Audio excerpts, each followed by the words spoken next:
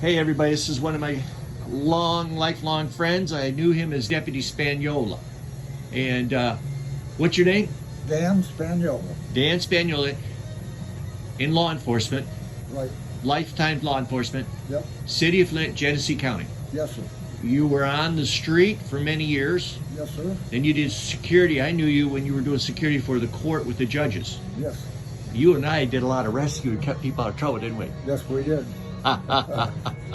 And accompanied the juries to the Flint Masonic, well, we would use a choice, but usually the Masonic Temple for free food, lunch food. Yep. Yeah. So we're at your dad's pipe shop. Correct. You got a website? Yes, it's paulspipeshop.com. And you got a Google review they can put out there? I believe so. I haven't looked at it in a while, but But let's tell them to take a look. We want 5 stars.